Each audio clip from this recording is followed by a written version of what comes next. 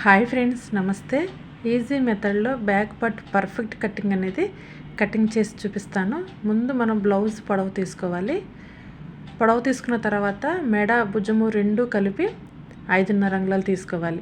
మెడ 2.5, భుజము 3 అంగుళాలు తీసుకోవాలి. తర్వాత మన చంక రౌండ్ షేప్ కోసం 6 అంగుళాల దగ్గర మార్క్ చేసుకుని ఇలా స్కేల్తో లైన్ గీసుకోవాలి. తర్వాత మనం చెస్ట్ తీసుకోవాలి. చెస్ట్ వచ్చి 9.5, ఖర్చు కోసం 1.5 అంగుళాలు తీసుకోవాలి. అలాగే నడుము దగ్గర 8.5, డాట్ కోసం 1 అంగుళం పెంచుకోవాలి. అలాగే ఖర్చు కోసం 1.5 తీసుకోవాలి. ఇలా తీసుకుని స్కేల్తో లైన్ అనేది గీసుకోవాలి.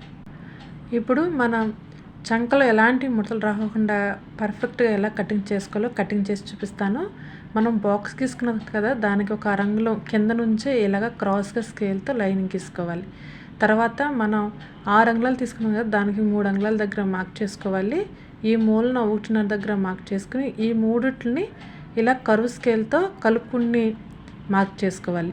ఈ విధంగా కనుక మనం డ్రా చేసుకుంటే చంకల్లో ఎలాంటి ముడతలు రాకుండా కరెక్ట్గా వస్తుంది.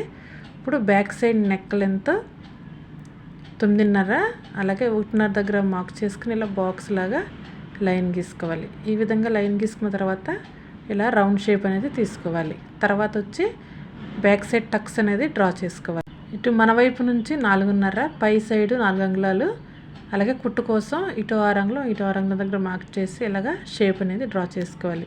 ఫ్రెండ్స్, ఈ విధంగా కనుక మనం బ్యాక్ పార్ట్ డ్రా చేసుకుని స్టిచ్ చేసుకుంటే బ్లౌజ్ అనేది చక్కగా కుదురుతుంది. మీకు నచ్చితే లైక్ అండ్ సబ్స్క్రైబ్.